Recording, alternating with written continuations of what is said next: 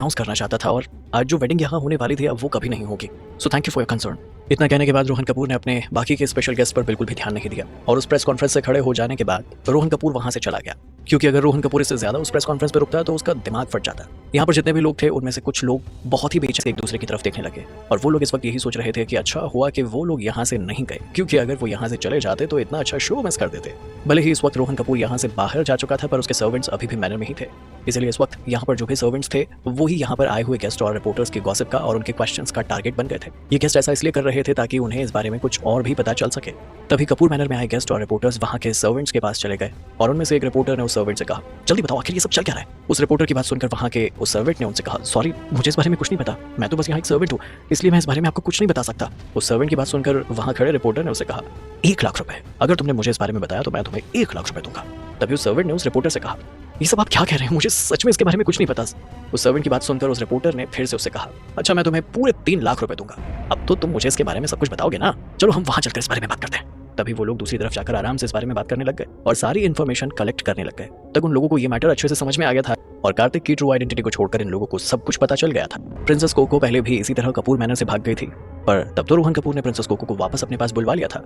पर कल रात फिर से प्रिंसेस कोको कपूर मैनर से भाग गई और अब रोहन कपूर चाहकर भी प्रिंसेस कोको तक नहीं पहुंच सकता था, इसीलिए रोहन कपूर गुस्से में पागल हुए जा रहा था। और एंड में आज का ये दिन डिवाइन रैंक की ग्रेट रिवर्सल का दिन था, जिसमें रोहन कपूर के लिए सब कुछ बदल गया था और रोहन कपूर को इस प्रेस कॉन्फ्रेंस के थ्रू ये एक्सेप्ट करना पड़ा कि उन्होंने प्रिंसेस कोको के साथ होने वाली मैरिज पर गिव अप कर दिया था। ये स्टोरी सच में बहुत अमेजिंग थी और अगर इस स्टोरी के 100 एपिसोड्स टेलीविजन के सीरियल में फिल्माए जाते तो ये स्टोरी सारे लोगों को बहुत पसंद आती और सभी गेस्ट इसे बहुत इंटरेस्ट के साथ देखना पसंद करते। उस सर्वेंट से इस स्टोरी के बारे में जान लेने के बाद ये सारे लोग अभी भी इस स्टोरी की सच्चाई को रॉयल फैमिली से मिलकर जानना चाहते थे, पर अनफॉर्चुनेटली जापान की रॉयल फैमिली यहाँ नजर नहीं आ रही थी। यहाँ तक कि रॉयल फैमिली का एक भी मेंबर यहाँ पर आज नहीं आया था और उनके यहाँ न आने का रीजन भी यही था क्योंकि यहाँ पर इतना बड़ा इंसिडेंट हो गया था और कपूर फैमिली इस इंसिडेंट की बात रॉयल फैमिली से पहले ही कर चुकी थी और जब जापान की रॉयल फैमिली को आज के होने वाले इवेंट के बारे में पता चला तब उन्होंने कोई रिएक्ट नहीं किया और वो ऐसे रिएक्ट कर रहे थे जैसे यहाँ पर कुछ हुआ ही नहीं। यहाँ तक कि जापान की रॉयल फैमिली अभी भी कपूर फैमिली को खुश करने की कोशिश कर रही थी, ये सोचकर कि सब हो जाने के बाद कपूर फैमिली उनकी इंसल्ट ना कर दे या उन्हें इन सब के लिए ब्लेम ना कर दे। पर उन्हें ये नहीं पता था कि कपूर फैमिली मित्तल फैमिली और कार्तिक मित्तल से डर गई थी और उनकी अब हिम्मत नहीं थी कि वो प्रिंसेस कोको को या उनकी फैमिली को कुछ भी कर सके या कार्तिक मित्तल के अगेंस्ट जा सके। और ये सच था कि मित्तल फैमिली का वारिस कार्तिक मित्तल प्रिंसेस कोको को यहाँ से इसीलिए भगा कर लेकर गया था क्योंकि उस कोको के साथ साथ रॉयल फैमिली की भी फिक्र थी। किसी ने भी नहीं सोचा था कि इस वेडिंग का एंड इस तरह होगा। प्रेस कॉन्फ्रेंस के ओवर हो जाने के बाद सभी गेस्ट और रिपोर्टर्स जल्दी से वहां से चले गए थे। रिपोर्टर्स यहां से जल्दी से इसीलिए जाना चाहते थे क्योंकि वो जल्द से जल्द आज के इस न्यूज को पब्लिश करना चाहते थे और वही गेस्ट यहां से जल्दबाजी में इसीलिए चले गए क्योंकि वो आज के इंसिडेंट के बाद यहां पर 1 सेकंड के लिए भी रुकना नहीं चाहते थे और उन्हें मन ही मन कपूर फैमिली से नफरत सी हो रही थी। ये सारे लोग यही समझ रहे थे कि उनका यहाँ से जल्दी से चले जाना ही बेहतर होगा, वरना अगर बाहर के लोगों को ये पता चला कि वो कपूर फैमिली के गेस्ट थे तो कपूर फैमिली के साथ उनकी भी इंसल्ट हो जाएगी और उन्हें ये लोग हीन भावना से देखेंगे। इस ब्यूटीफुल ग्रीन हैट के साथ भी ये लोग रोहन कपूर को यहाँ अकेले छोड़कर चले जाना चाहते थे और अकेले रोहन कपूर को एंजॉय करने देना चाहते थे। जितने भी मीडिया के लोग थे वो सभी आज की इस ब्रेकिंग न्यूज़ को सबसे पहले रिलीज करना चाहते थे और जितना ज्यादा हो सकता था उतना ज्यादा इसे लोगों के गॉसिप का हिस्सा बनाना चाहते थे। ये न्यूज़ सच में बहुत बड़ी थी और बड़ी धमाकेदार भी।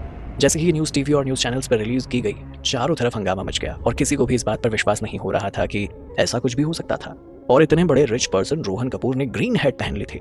एक्चुअली जापान में इस तरह की ग्रीन हैट पहन लेना बहुत बड़ी बात मानी जाती थी, पर जैसे ही सभी लोगों को इसके बारे में पता चला कि रोहन कपूर ने प्रिंसेस कोको पर गिव अप कर दिया है तो ये बात जानकर वो सारे लोग बहुत ज्यादा सेटिस्फाई हो गए थे।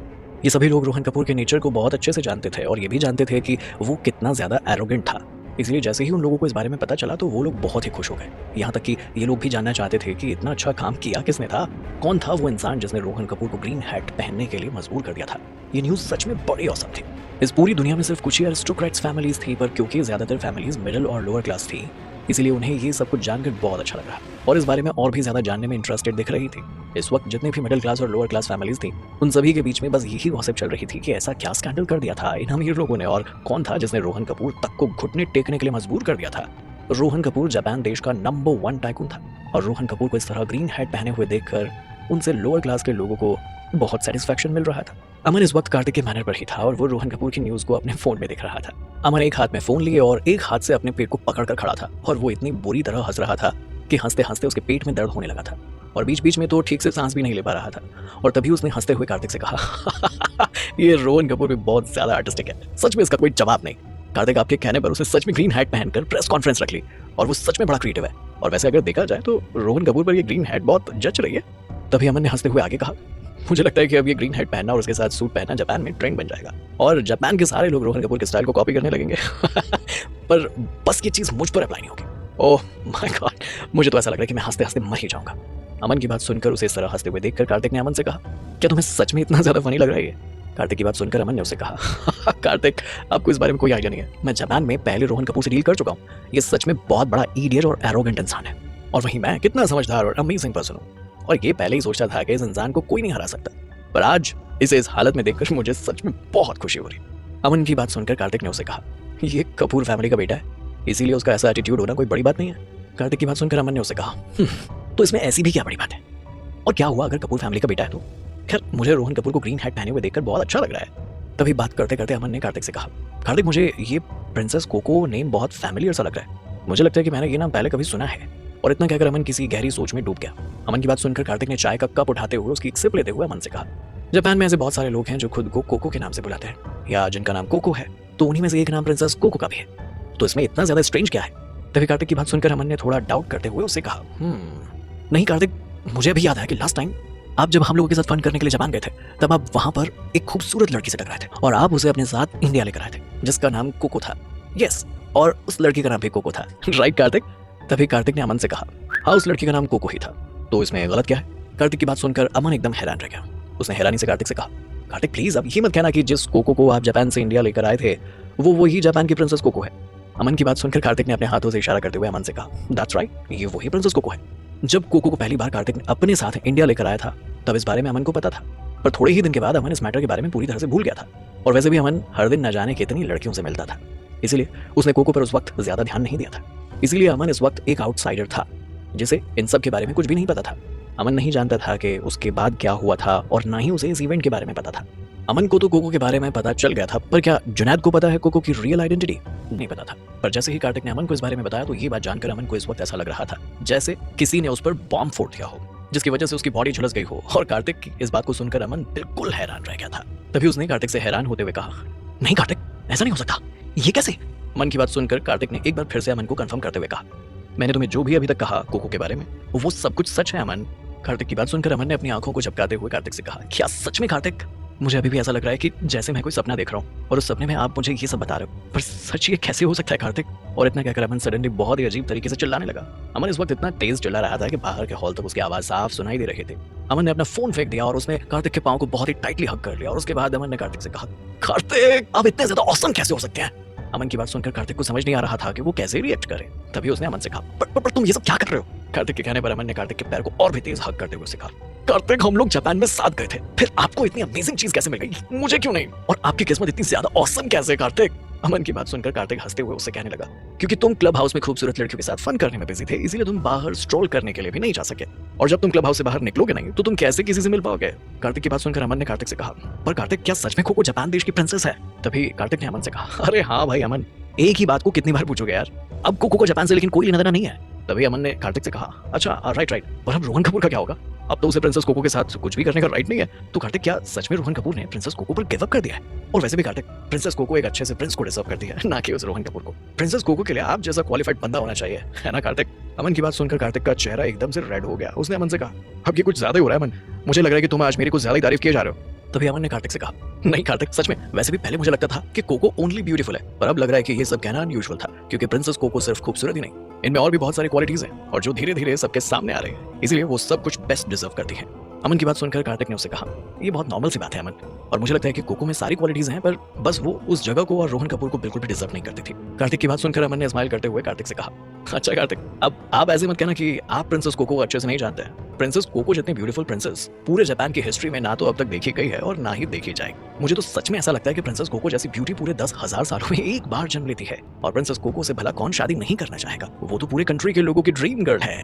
अमन की बात सुनकर कार्तिक ने थोड़ा हेल्पलेस फील करते हुए अमन से कहा, अच्छा ठीक है अमन, तुम एक बार कोई बात स्टार्ट करने के बाद रुकते क्यों नहीं हो? चलो अब जल्दी से मेरे पैर को छोड़ो।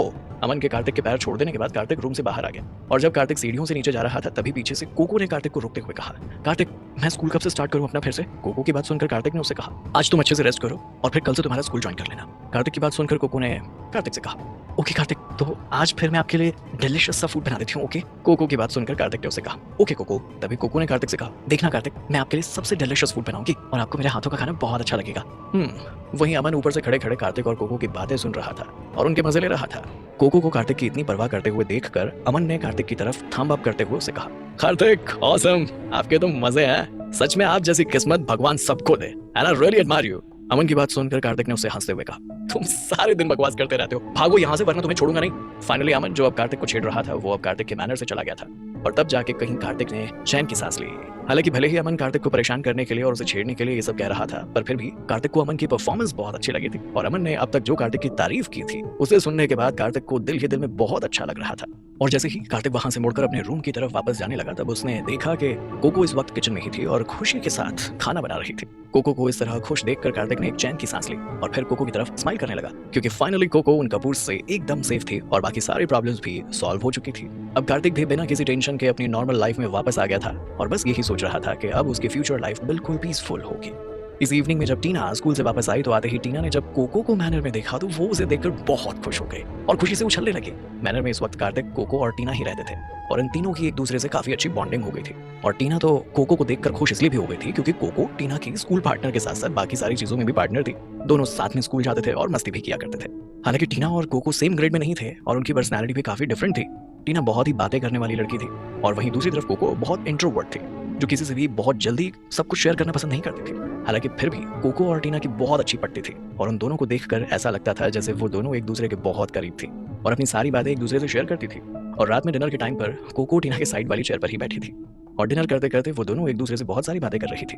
पर तभी कोको से बातें करते करते टीना ने टॉपिक चेंज कर दिया और सडनली कार्तिक से बातें करते हुए टीना ने कार्तिक से कहा, बड़े भैया आप क्या कर रहे हो? टीना की बात सुनकर कार्तिक हंसने लगा और मन ही मन में सोचने लगा कि जरूर टीना के मन में इस वक्त कोई खुराफात चल रही है और वो जरूर कुछ ना कुछ प्लान कर रही है। तभी टीना ने कार्तिक से कहा, बड़े भैया मुझे आपसे कुछ डिस्कस करना है। टीना की बात सुनकर कार्तिक ने उससे कहा, अभी तुम्हें किसी भी बारे में कुछ भी डिस्कस करने की जरूरत नहीं है, पहले तुम अपना डिनर कंप्लीट करो। कार्तिक की बात सुनकर टीना ने डिससैटिस्फाई होते हुए कार्तिक से कहा, पर बड़े भैया मैंने अभी तो कुछ कहा भी नहीं, एक बार आप मेरी बात सुन तो लीजिए। टीना की बात सुनकर कार्तिक ने हंसते हुए उससे कहा, अभी नहीं। कार्तिक टीना को इस वक्त ये एक्सप्रेस करना चाहता था कि वो अभी उसकी कोई भी बात नहीं सुनना चाहता है, पर फिर भी टीना ने कार्तिक से कहा, बड़े भैया मेरी एक क्लासमेट है और वो जब से स्कूल आ रही है तब से मेरे सामने कुछ ना कुछ शो ऑफ करती रहती है। वो हमेशा हॉर्स राइडिंग करते हुए स्कूल आती है और वो कहती है कि इसमें बहुत फन है। मैंने भी उसे कह दिया कि मेरे पास भी रेड हेयर हॉर्स है और वो बहुत तेज भागता है, पर मेरे कहने के बाद भी उसे मुझ पर यकीन नहीं हुआ। उसने मुझसे कहा कि मैं झूठ बोल रही हूँ और ऐसा मेरे पास कुछ भी नहीं है। हालांकि टीना की बात सुनने के बाद भी कार्तिक ने इस बात को ज्यादा माइंड नहीं किया, पर फिर भी कार्तिक ने टीना से कहा, टीना अगर वो तुम पर बिलीव नहीं करती तो उसे बिलीव मत करने दो। तुम ऐसा करो, तुम उसे कभी मैनर बुला लेना और फिर उसे रेड हेयर हॉर्स को लाइव दिखा देना। कार्तिक की बात सुनकर टीना ने उससे कहा, ऐसा नहीं हो सकता बड़े भैया, और वैसे भी मेरा बहुत मन कर रहा है कि रेड हेयर हॉर्स को स्कूल लेकर जाऊं और उस पर राइड करूं। स्कूल जाने के बाद मैं भी अपना हॉर्स सबको दिखाऊंगी और मेरी जो क्लासमेट है जो हमेशा मेरे सामने शो ऑफ करती रहती है, मैं उसे भी दिखाऊंगी कि किसके हॉर्स पर राइड करने में ज्यादा मजा आता है। टीना की बात सुनकर कार्तिक ने स्माइल करते हुए टीना से कहा, टीना तुम ठीक तो हो ना? रेड हेयर हॉर्स इस वक्त हमारे आइलैंड पर है। हमारे आइलैंड और तुम्हारे स्कूल के बीच में सी आता है, तो तुम रेड हेयर हॉर्स पर राइड करके स्कूल कैसे जा पाओगी? कार्तिक की बात सुनकर टीना थोड़ी चुलबुली सी हरकतें करते हुए कार्तिक से बोली, मुझे कुछ नहीं पता भैया, मुझे जाना है मतलब जाना है। क्या आपके पास इस बारे में कोई आइडिया है? मुझे पता है भैया ये आपके लिए बिल्कुल भी डिफिकल्ट नहीं है, इसलिए आप प्लीज कोई ना कोई आइडिया तो निकाल ही लेना, क्योंकि कल तो मैं इस रेड हेयर हॉर्स पर ही स्कूल जाऊंगी। टीना की बात सुनकर उसको इस तरह जिद करते हुए देखकर कार्तिक ने हेल्पलेस होते हुए अपना सिर हिला दिया और अपने मन ही मन में सोचने लगा कि टीना दिन ब दिन नॉटी और जिद्दी होती जा रही है। पहले जब टीना कार्तिक से मिली थी तब वो बिल्कुल ऐसी नहीं थी। उस वक्त टीना बहुत ही ओबीडिएंट थी, पर अब वो बहुत ज्यादा बदमाश होती जा रही है। कार्तिक इस वक्त यही सोच रहा था कि सच में एक बच्चा बच्चा ही होता है, जब उसके मन में कोई बात आ जाती है तो वो उसे पूरा किए बिना बिल्कुल नहीं मानता और इसीलिए टीना भी बिल्कुल वैसी ही जिद कर रही थी। टीना सच में सिर्फ रेड हेयर हॉर्स को अपने दोस्तों के सामने शो ऑफ करने के लिए इतनी जिद कर रही थी और कार्तिक को ये सब बहुत ज्यादा बोरिंग लग रहा था। कार्तिक इतनी जल्दी इस बात का कोई सोल्यूशन नहीं निकाल पा रहा था और ना ही वो इन सब बातों में जरा सा भी इंटरेस्टेड था। पर टीना ने तो ये सब करने का डिसाइड कर लिया था, इसलिए वो खाना बीच में छोड़ते हुए पहले कार्तिक की तरफ चली गई और फिर टीना कार्तिक के गले लगते हुए बिल्कुल एक बच्ची की तरह बिहेव करने लगी। टीना ने कार्तिक से कहा, बड़े भैया प्लीज कोई तो आइडिया निकालो ना। मैंने अपने सभी क्लासमेट्स को पहले ही कह दिया था कि मैं कल स्कूल रेड हेयर हॉर्स से ही आऊंगी, और अगर आपने मेरा प्रॉमिस फुलफिल करने में मेरी हेल्प नहीं की तो मैं कभी भी अपने क्लासमेट्स को अपना चेहरा नहीं दिखा पाऊंगी और उनके सामने मेरी बहुत इंसल्ट हो जाएगी। क्या लगता है आपको, क्या कार्तिक मान जाएगा टीना की बात? से कहा, बड़े भैया प्लीज कोई आइडिया तो निकालो। मैंने अपने सारे क्लासमेट्स को पहले कह दिया था कि मैं कल स्कूल में रेड हेयर हॉर्स से ही आऊंगी, और अगर आपने मेरा प्रॉमिस फुलफिल करने में मेरी हेल्प नहीं की तो मैं कभी भी अपने क्लासमेट्स को अपना चेहरा नहीं दिखा पाऊंगी और उनके सामने मेरी बहुत इंसल्ट हो जाएगी। टीना की बात सुनकर कार्तिक अपने मन ही मन में कुछ सोचने लगा और कार्तिक को इस वक्त ये फील हो रहा था कि टीना अब तक रेड हेयर हॉर्स पर स्कूल जाने की जिद क्यों कर रही थी। टीना ये सब इसलिए कर रही थी क्योंकि वो उसकी रेपुटेशन का सवाल था। कार्तिक अब तक टीना के सामने बहुत प्रिटेंड कर चुका था कि उसे इन सब बातों से कोई फर्क नहीं पड़ रहा है और वो इन सब में बिल्कुल भी इंटरेस्टेड नहीं था, पर अब उसे टीना की हेल्प करनी होगी क्योंकि इस बार बात टीना की रेपुटेशन की है और अगर टीना की रेपुटेशन उसके क्लासमेट्स के सामने खराब हुई तो वो एक तरह से कार्तिक के लिए भी इंसल्ट होगी, जिसे कार्तिक कभी एक्सेप्ट नहीं करेगा। टीना की बात सुनकर कार्तिक ने तुरंत अपनी चेयर से खड़े होते हुए टीना से कहा, अगर बात तुम्हारी रेपुटेशन की है तो कल तुम स्कूल रेड हेयर हॉर्स से ही जाओगी। कार्तिक की बात सुनकर टीना ने खुश होते हुए कार्तिक से कहा, सच में भैया? पर भैया आपने तो कहा था ना कि समुद्र की वजह से हम इस आइलैंड से रेड हेयर हॉर्स को लेकर स्कूल नहीं जा सकते। तभी कार्तिक ने स्माइल करते हुए टीना से कहा, हमारे पास एक यॉच भी तो है, क्या तुम भूल गई? कल जल्दी से जाग जाना क्योंकि कल तुम्हें उसी रेड हेयर हॉर्स से अपने स्कूल जाना है। कार्तिक की बात सुनकर टीना ने खुशी से चिल्लाते हुए कार्तिक से कहा, थैंक यू बड़े भैया। और इतना कहकर टीना ने कार्तिक को फिर से हक कर लिया। टीना के ऐसा कहने की वजह से कार्तिक स्माइल करने लगा और फिर कोको की तरफ देखते हुए उससे भी कहने लगा, अब हम सब कल यॉच से ही तुम लोगों के स्कूल जाएंगे, इसलिए कोको तुम भी कल जल्दी जाग जाना। कार्तिक की बात सुनकर कोको तुरंत मान गई और मानती भी कैसे नहीं, कोको का बेस्ट फ्रेंड था कार्तिक, इसीलिए उसे कार्तिक की बात मानने में कोई प्रॉब्लम नहीं थी और उसने एग्री करते हुए उससे कहा, ओके कार्तिक। अगले दिन सुबह जल्दी ही कार्तिक जाग गया था। हालांकि कार्तिक को इतनी जल्दी जागने की बिल्कुल भी आदत नहीं थी, पर क्योंकि कार्तिक कोको और टीना के स्कूल आज प्लेन से ना जाकर यॉच से जा रहा था तो इसीलिए आज स्कूल पहुंचने में पूरे 2 घंटे लगने वाले थे। वहीं दूसरी तरफ टीना एक्साइटमेंट की वजह से सुबह सबसे जल्दी जाग गई थी। उसे देखकर तो ऐसा लग रहा था जैसे वो एक्साइटमेंट में सो ही नहीं पाई होगी। और जब कार्तिक और कोको उस जगह पर पहुंचे जहां पर उनकी यॉच डॉक की गई थी, वहां पर तो Maggie already red hair horse को लेकर आ चुकी थी। मैगी को इतनी सुबह वहां देखकर कार्तिक ने कंसर्न करते हुए मैगी से कहा, अभी तो बहुत जल्दी है और तुम भी इतनी जल्दी जागे हो, तुम सो जाओ और जाकर थोड़ा रेस्ट कर लो, मैं पर्सनली कोको और टीना को स्कूल ड्रॉप कर दूंगा। कार्तिक की बात सुनकर मैगी ने अपना सिर नामे हिलाते हुए कार्तिक से कहा, बॉस अगर मैं आप लोगों के साथ नहीं गई तो मुझे आप लोगों की टेंशन ही लगी रहेगी, इसलिए प्लीज बॉस मुझे अपने साथ आने दीजिए। मैगी की बात सुनकर कार्तिक ने मैगी से कहा, ऑलराइट मैगी, तुम अगर चलना ही चाहती हो तो मुझे कोई प्रॉब्लम नहीं है, एनीवे हम यॉट पर भी रेस्ट कर सकते हैं। और इतना कहने के बाद कार्तिक उस रेड हेयर हॉर्स को लेकर यॉट पर आ गया। कार्तिक ये बात सोचकर डर रहा था कि कहीं लहरों की वजह से उसके फेवरेट रेड हेयर हॉर्स को कोई प्रॉब्लम ना हो जाए, इसीलिए वो तुरंत उस हॉर्स को वेयर हाउस में ले आया। जितने भी हॉर्सेस थे उनमें से ये हॉर्स सबसे ज्यादा डिफरेंट था। इस हॉर्स को थोड़े टाइम तक रेस करने के बाद इसकी बॉडी बहुत बड़ी हो गई थी और कार्तिक इस वक्त इस हॉर्स के साइड में ही खड़ा था। ये हॉर्स इस वक्त कार्तिक के सिर के जितना आ रहा था। एक्चुअली जब मिस्टर खान इसे कार्तिक के पास लेकर आए थे तब ये इतना बड़ा नहीं था, पर अब ये काफी बड़ा हो गया था। कार्तिक की हाइट अच्छी खासी थी और उसके अकॉर्डिंग इस हॉर्स की हाइट भी काफी अच्छी थी। इस रेड हेयर हॉर्स की बॉडी, नेक और हेड को मिलाकर उसकी हाइट कार्तिक के सिर तक आ रही थी। रेड हेयर हॉर्स के फर सिर से लेकर पैरों तक ग्लॉसी थे और इसकी बॉडी और मसल्स बहुत ही ज्यादा मजबूत थे। और ये रेड हेयर हॉर्स इस वक्त कोई हॉर्स ना लगकर एक खतरनाक जानवर लग रहा था। कार्तिक ने अपनी सिंगल हॉर्न यॉच को स्टार्ट कर दिया था, पर कार्तिक को अभी भी यही टेंशन हो रही थी कि कहीं उसके रेड हेयर हॉर्स को समुद्र और उसके आसपास होने वाली ठंड की वजह से बुखार ना हो जाए। और अगर कार्तिक के रेड हेयर हॉर्स को ऐसा कुछ हो जाता है तो टीना उस हॉर्स पर बैठकर स्कूल कैसे जाएगी, और अगर ऐसा हुआ तो टीना का अपने क्लासमेट्स के सामने अच्छा खासा मजाक बन जाएगा। लेकिन फॉर्चुनेटली ऐसा कुछ नहीं हुआ और कार्तिक बिना वजह इतनी सारी टेंशन लिए जा रहा था। कार्तिक का रेड हेयर हॉर्स आराम से यॉच के केबिन में खड़ा था और वो समुद्र की लहरों से बिल्कुल भी अफेक्ट नहीं हुआ था। और इस वक्त वो रेड हेयर हॉर्स केबिन में आराम से खा रहा था। पर्पल स्टार एकेडमी का अपना एक स्मॉल पोर्ट भी था, क्योंकि ये स्कूल अपने स्टूडेंट्स को सेल यॉच टीचिंग क्लासेस भी प्रोवाइड करवाता था। क्योंकि purple star academy aristocratic school था और ये सी साइड पर ही लोकेटेड था, इसीलिए यहाँ पर ये पोर्ट बिल्ड करना पड़ा। हालांकि ये पोर्ट उतना ज्यादा लार्ज नहीं था, पर यहाँ हर तरह की सेलिंग शिप्स पार्क की जा सकती थी। और क्योंकि कार्तिक बहुत रिच पर्सन था और उसकी पर्पल स्टार एकेडमी में भी काफी जानकारी थी, इसलिए कार्तिक के लिए अपनी शिप को डॉक करना बहुत ईजी था। और जैसे ही कार्तिक ने वहां जाकर किसी को ऑर्डर दिया तो डॉक पर जो लोग थे उन्होंने तुरंत कार्तिक के लिए पार्किंग स्पॉट ओपन कर दिया।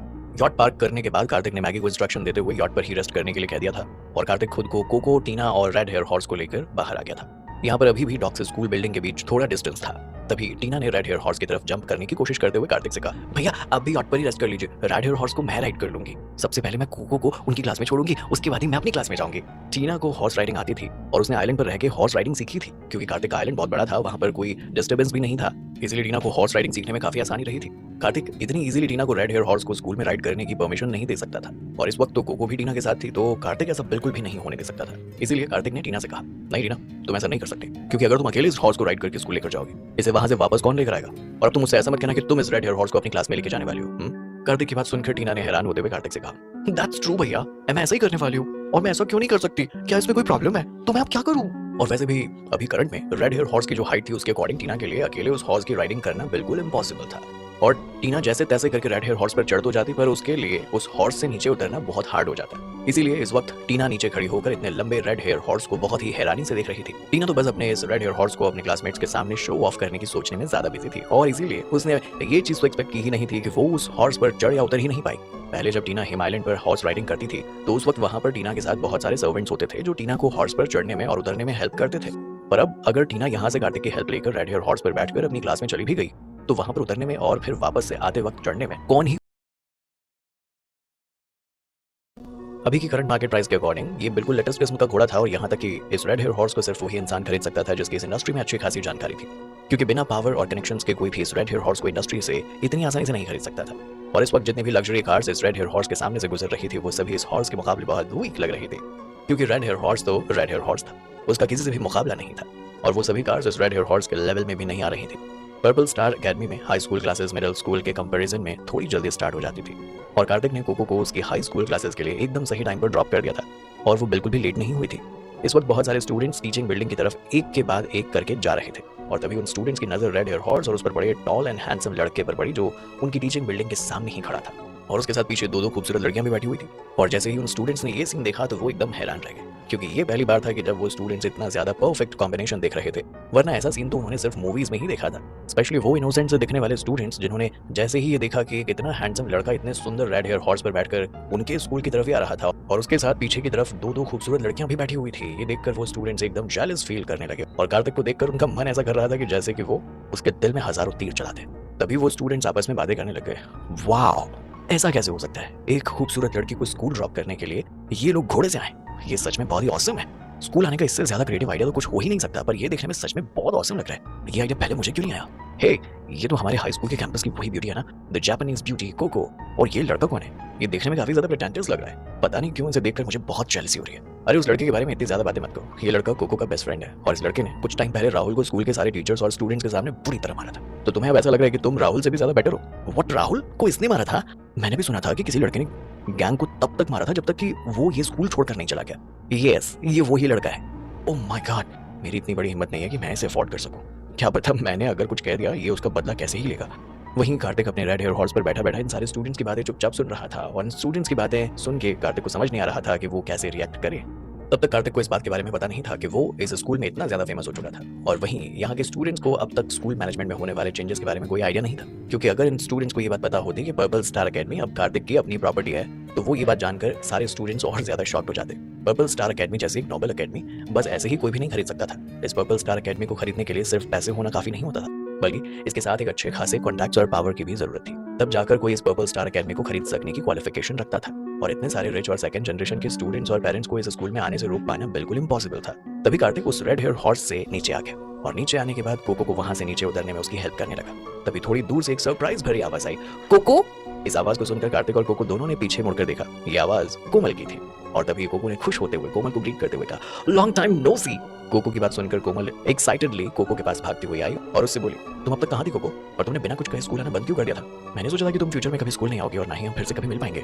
कोमल की बात सुनकर कोको ने थोड़ा ऑकवर्डली कहा, वो मुझे घर पर बहुत जरूरी काम आ गया था ना, इसीलिए मैं इतने दिनों से स्कूल नहीं आ पाई, और उस वक्त मैं बहुत जल्दी में थी, इसीलिए मैं तुम्हें इस बारे में इन्फॉर्म नहीं कर पाई। आई एम सो सॉरी, आगे ऐसा कभी नहीं होगा। कोको की बात सुनकर कोमल ने कोको से कहा, तुम्हें पता है मैं तुम्हारे बारे में सोचकर कितना ज्यादा परेशान हो रही थी, और यहाँ तक कि तुमने वापस आने के बाद भी मुझे इस बारे में इन्फॉर्म नहीं किया, और इसलिए जैसे ही मैंने तुम्हें सडनली देखा तो मैं बहुत सरप्राइज हो गई। कोमल की बात सुनकर कोको ने आगे कुछ नहीं कहा, बस उसकी तरफ स्माइल कर दी। जापान से वापस इंडिया आ जाने के बाद भी कोको ने इस बारे में कोमल को इन्फॉर्म नहीं किया था, और ये सब भी उस प्रेस कॉन्फ्रेंस की वजह से हुआ था जो रोहन कपूर ने कपूर मैनर में रखी थी, और जिसके बारे में जानकर सारे लोग अचंभे में पड़ गए थे। पर कोमल ने एक स्टूडेंट होने के नाते इस मैटर को कभी भी कोको के साथ एसोसिएट नहीं किया था, और तब से लेकर अब तक कोमल यही सोच रही थी कि कोको बस एक ऑर्डिनरी पर्सन ही है। और उस दिन प्रेस कॉन्फ्रेंस में जिस कोको के बारे में बात हो रही थी वो तो कोई और ही थी। कोमल को इस बारे में नहीं पता था कि उसके सामने जो इस वक्त कोको खड़ी है ये वही जापान देश की प्रिंसेस कोको है, द ऑटोनम मून पैलेस की प्रिंसेस कोको। इतने दिन दूर रहने के बाद आज कोमल फिर से कोको से मिल रही थी, इसलिए कोमल बहुत ज्यादा खुश थी। और स्पेशली अब जब कोमल ने कार्तिक को अपने सामने देखा तो वो अपने दिल ही दिल में बहुत ज्यादा खुश हो गई और एक्साइटेड फील करने लगी। और इस वक्त कार्तिक बहुत ही खूबसूरत रेड हेयर हॉर्स की सवारी कर रहा था, जिसे देखकर बिल्कुल यही फीलिंग आ रही थी कि जैसे कार्तिक किसी फेरी टेल का प्रिंस हो। इसीलिए कार्तिक को देखते ही कोमल बहुत खुश हो गई और वो अपने आप को रोक नहीं पाई और उसने कार्तिक से शर्माते हुए कहा, हेलो कार्तिक। कोमल की बात सुनकर कार्तिक ने भी उसकी तरफ स्माइल कर दिया और उसे रिप्लाई करते हुए कहा, long time no see Komal, I hope तुम अच्छी होंगी। कार्तिक की बात सुनकर कोमल का फेस एकदम रेड हो गया और उसने कार्तिक से कहा, कार्तिक आज आप बहुत हैंडसम लग रहे हैं। कोमल की बात सुनकर कार्तिक एकदम से स्पीचलेस हो गया और वैसे भी कार्तिक आज ही क्या हर दिन हैंडसम ही लगता था। कोमल से ग्रीट करने के बाद कोको ने टीना की तरफ देखा जो अभी भी हॉर्स पर बैठी हुई थी। कोमल को देखकर टीना इस वक्त खुद भी कंफ्यूज हो रही थी, पर वो कुछ कह पाती उससे पहले ही कोमल ने कोको से कहा, ये कौन है। तभी कोको ने टीना के बारे में कोमल को इंट्रोड्यूस करवाते हुए कहा, ये टीना है, कार्तिक की छोटी बहन। टीना भी हमारे स्कूल में ही पढ़ती है और स्कूल में हमारी जूनियर है। कोको की बात सुनकर कोमल ने टीना को खुश होकर ग्रीट करते हुए कहा, ओह अच्छा, तो तुम टीना हो। हेलो टीना, मेरा नाम कोमल है और मैं कोको की बहुत अच्छी दोस्त हूँ। कोमल की ग्रीट करने के बाद भी टीना ने उस तरफ बिना देखे ही बस धीरे से ग्रीट करते हुए कहा, ओह हेलो। टीना को ऐसा करते हुए देखकर कोमल थोड़ा कंफ्यूज हो गई, क्योंकि ये दोनों के लिए ही फर्स्ट टाइम था जब वो दोनों एक दूसरे से मिल रही थी। तो फिर कोमल को ये समझ नहीं आ रहा था कि टीना उसे इस तरह से रिस्पॉन्ड क्यों कर रही थी। पर शायद कोमल को ये नहीं पता था कि वो छोटी सी दिखने वाली टीना एक्चुअली एक प्रोटेक्टर थी। फैमिली मेंबर्स के अलावा अगर कोई भी कार्तिक के करीब जाने की कोशिश करता तो ये बात टीना को बिल्कुल अच्छी नहीं लगती थी। और स्पेशली कोमल का करंट अट्रैक्टिव लुक देखकर टीना और भी ज्यादा उसमें डिसइंटरेस्टेड हो गई और वो बिल्कुल भी नहीं चाह रही थी कि वो कार्तिक के करीब जाए। तभी टीना ने अपने मन में सोचा कि बड़े भैया सिर्फ मेरे हैं, कोको तो ठीक है क्योंकि वो बड़े भैया की अच्छी दोस्त है, पर तुम कौन हो जो मेरे बड़े भैया के करीब जाने की कोशिश कर रही हो।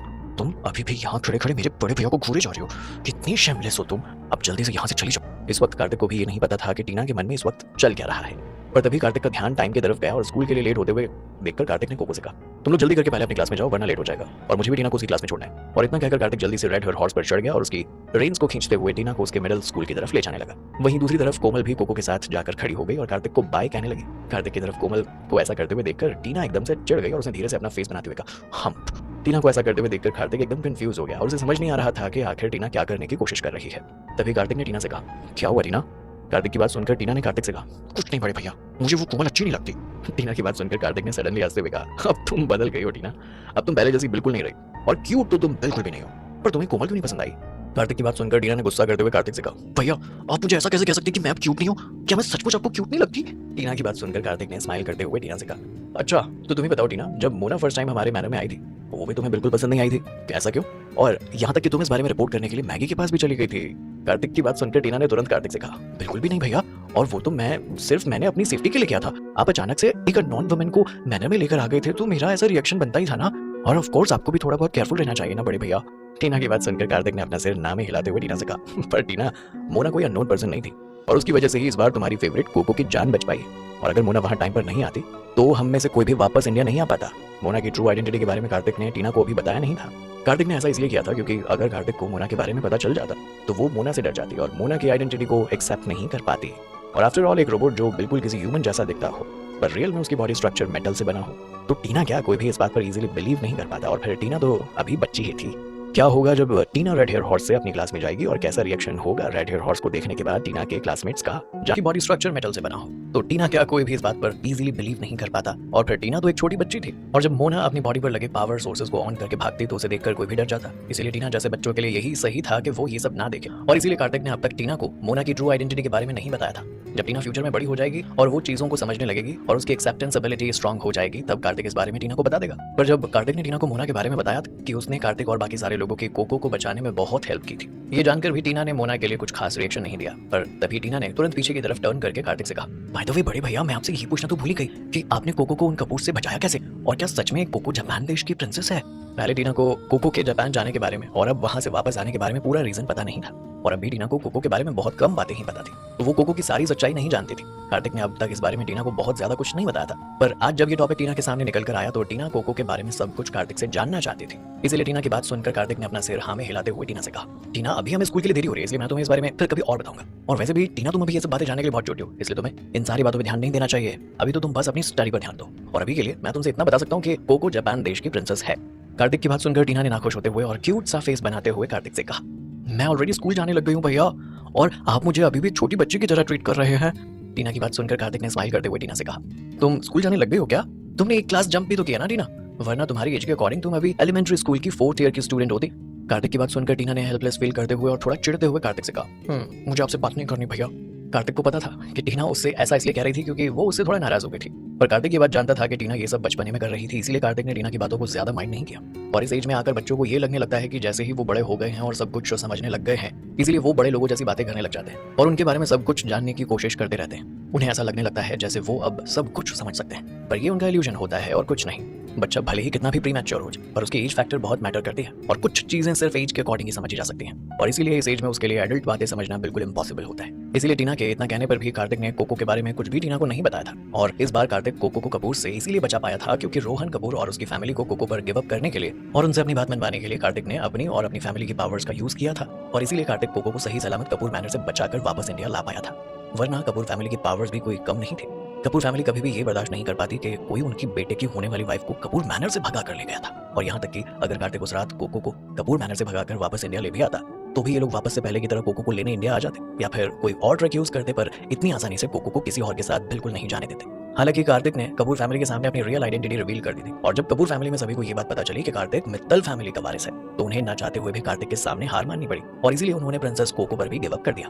रास्ते में आते वक्त कार्तिक ने कोको को पहले ही उसके हाई स्कूल में ड्रॉप कर दिया था, और अब बस कार्तिक टीना को उसके स्कूल के लिए ड्रॉप करने जा रहा था। टीना के एलिमेंट्री स्कूल की तरफ जाते वक्त सारे स्टूडेंट्स जो स्कूल में जा रहे थे, जैसे ही उनकी नजर रेड हेयर हॉर्स पर राइड करते हुए कार्तिक और टीना पर पड़ी, तो वो बस उन्हें ही देखने लगे और एकदम हैरान हो गए। तभी एक स्टूडेंट स्कूल की तरफ जाते हुए बिना ब्लिंक किए बस कार्तिक की तरफ ही देखे जा रहा था, और उसकी नजर सिर्फ कार्तिक पर टिकी हुई थी, और चलते चलते उसे ये भी नहीं पता चला कि उसके सामने एक लैंप पोल था, और इसलिए वो उस लैंप पोल से जा टकराया।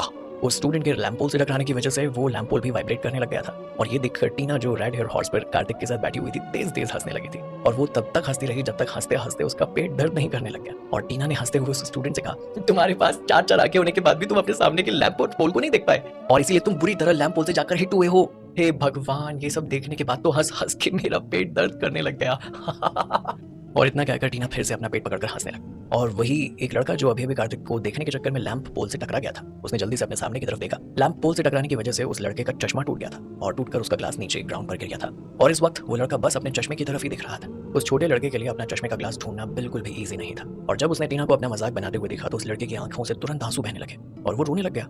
उस लड़के को रोते हुए देखकर टीना ने हंसना बंद कर दिया और कहा, ओहो, ये लड़का कितना यूजलेस है, लड़का होके भी रोता है। टीना की बात सुनकर कार्तिक ने थोड़ा हेल्पलेस फील करते हुए टीना से कहा, क्या वो लड़का तुम्हारी क्लास में है और तुम उसकी तरफ देखकर ऐसे क्यों हंस रही हो? ये बिल्कुल भी अच्छी बात नहीं है टीना। टीना को इन सब बातों से कोई फर्क नहीं पड़ता था, इसलिए कार्तिक की बात सुनकर टीना ने उससे कहा, इसमें क्या गलत है बड़े भैया, ये छोटा सा 4 आंखों वाला लड़का बहुत ही मनहूस है, ये सारे दिन क्लास में अपनी इन्हीं आंखों से छिप छिप के लड़कियों को देखता रहता है, ये क्लास का वो मेंढक है जिसे सभी तरह के टेस्ट पसंद है। टीना की बात सुनकर तो कार्तिक एकदम स्पीचलेस हो गया। हालांकि पर्पल स्टार एकेडमी में आने वाले सारे स्टूडेंट्स रिच और सेकंड जनरेशन फैमिली से बिलोंग करते थे, और पर्पल स्टार एकेडमी में कोई भी ऑर्डिनरी स्टूडेंट्स कभी भी आने के बारे में तो सोच ही नहीं सकता था, क्योंकि इस स्कूल में पढ़ने वाले सारे स्टूडेंट्स रिच और सेकंड जनरेशन के थे, इसलिए कोई भी स्टूडेंट एक दूसरे से पुअर नहीं था। पर यहाँ पर रिच लोगों को भी 3, 6 और 9 ग्रेड की कैटेगरीज में डिवाइड किया गया था, और जो student same level rich family से आते थे उसी के अकॉर्डिंग वो स्टूडेंट अपना अपना ग्रुप बना लेते थे। और अभी टीना ने उस लड़के को देखकर जैसा रिएक्ट किया था वो सिर्फ अपनी पर्सनालिटी की वजह से ही नहीं था, बल्कि इसलिए भी था क्योंकि टीना को कार्तिक ने बहुत ज्यादा फ्रीडम दे रखी थी, और कहीं ना कहीं टीना को कार्तिक पर बहुत ज्यादा कॉन्फिडेंस भी था। टीना इस स्कूल के ओनर कार्तिक की बहन थी, क्योंकि कार्तिक ने पर्पल स्टार एकेडमी की प्रॉपर्टी खरीद दी थी, इसीलिए अब इनका सबका ओनर कार्तिक ही था। तो ऐसे में भला टीना यहाँ किसी से कैसे डरती, और इससे भी ज्यादा यहाँ पर जितनी भी फैमिलीज थी उन सब में कार्तिक से ज्यादा स्ट्रॉन्ग बैकग्राउंड किसी भी फैमिली का नहीं था। और जैसे ही कार्तिक टीना को लेकर जूनियर हाई स्कूल की बिल्डिंग के सामने पहुंचा, कार्तिक ने रेड हेयर हॉर्स की रेंज को पुल करते हुए टीना से कहा, ओके टीना, मैं तुम्हें यहाँ ड्रॉप कर रहा हूँ, अब तुम अपनी क्लास में चली जाना। कार्तिक की बात सुनकर टीना ने कार्तिक की बात से सहमत न होते हुए उसे कहा, ऐसे कैसे बड़े भैया, आप मुझे यहीं पर ड्रॉप करके कैसे जा सकते हैं, और अभी तक तो मेरे इस रेड हेयर हॉर्स को उन 4 स्टूडेंट्स के अलावा और किसी क्लासमेट ने नहीं देखा है, ऐसे में कैसे उन लोगों को प्रूव करूंगी कि मेरे पास रेड हेयर हॉर्स है और आज मैं उस पर राइड करते हुए यहाँ पर आई हूँ। टीना की बात सुनकर कार्तिक पजल हो गया। उसने टीना से कहा, ओह अच्छा, उस बारे में तो मैंने सोचा ही नहीं, पर उन स्टूडेंट्स ने तो तुम्हें देख ही लिया। कार्तिक की बात सुनकर टीना ने अपना मुंह बनाते हुए कार्तिक से कहा, उन 4 स्टूडेंट्स की सुनकर कोई भी उन पर बिलीव नहीं करने वाला। टीना की बात सुनकर कार्तिक स्पीचलेस हो गया, और फिर थोड़ी देर के बाद कार्तिक ने टीना से कहा, एनीवे टीना, तुम इस रेड हेयर हॉर्स को अपनी क्लास तक नहीं ले जा सकती, ये बिल्कुल इम्पॉसिबल है। और इतना कहकर कार्तिक ने टीना के प्लान पर गिव अप कर दिया। हालांकि कार्तिक टीना की टीचिंग बिल्डिंग में एंटर कर सकता था, पर उसने ऐसा नहीं किया, क्योंकि टीना की क्लास 3rd फ्लोर पर थी, तो बिना वजह रेड हेयर हॉर्स को लेकर बिल्डिंग में जाने का क्या ही फायदा होता है, ये बिना मतलब का वेस्टेज ऑफ टाइम था। कार्तिक की बात सुनकर टीना ने उसकी बात से असहमत होते हुए कहा, नो वे भैया, आपने मुझे प्रॉमिस किया था कि आप मुझे रेड हेयर हॉर्स पर बिठाकर मेरी क्लास में लेकर जाएंगे और ये मेरे सारे क्लासमेट्स को दिखाएंगे, अब आप अपनी बात से पलट नहीं सकते हैं। टीना की बात सुनकर कार्तिक ने टीना से कहा, पर टीना, ये red hair horse 3rd floor पर कैसे जाएगा, तुम इस रेड हेयर हॉर्स को अपनी क्लास तक राइड करके नहीं ले जा सकती हो। कार्तिक की बात सुनकर टीना ने जिद करते हुए कार्तिक से कहा, आई डोंट केयर भैया, मुझे रेड हेयर हॉर्स पर बैठकर ही क्लास में जाना है, मतलब जाना है। टीना के जिद करने पर कार्तिक ने उसे कंफर्ट करते हुए कहा, ऑल राइट, तो हम लोग ऐसा करते हैं, कि कुछ देर हम लोग यहीं वेट कर लेते हैं, क्या पता तब तक तुम्हारे बाकी के क्लासमेट्स भी यहाँ आ जाए। कार्तिक की बात सुनकर टीना ने उसकी बात समझते हुए उससे कहा, ओके भैया, ये ठीक रहेगा, मैं कुछ देर यहीं पर मेरे बाकी के क्लासमेट्स के आने का वेट कर लेती हूँ। पर अगर मेरे क्लासमेट्स यहाँ नहीं आए तो आपको मुझे रेड हेयर हॉर्स पर राइड कराकर क्लास में ले जाना होगा। मैं हर हाल में ये बात क्लासमेट्स को बताकर रहूंगी कि आज मैं स्कूल में अपने रेड हेयर हॉर्स पर आई थी। टीना की बात सुनकर कार्तिक बिना कुछ कहे बस स्माइल करने लग गया। कार्तिक इस वक्त अपने मन में यही सोच रहा था कि ऐसे बच्चों वाली हरकत करने के बाद भी तुम मुझसे ये कहती हो टीना कि तुम अब बड़ी हो गई हो। अब तुम ही बताओ कि अगर तुम बच्ची नहीं हो तो क्या हो तुम? क्या लगता है आपको, क्या टीना अपने क्लासमेट्स को रेड हेयर हॉर्स दिखा पाएगी या उससे पहले आ जाएगी कोई और विपदा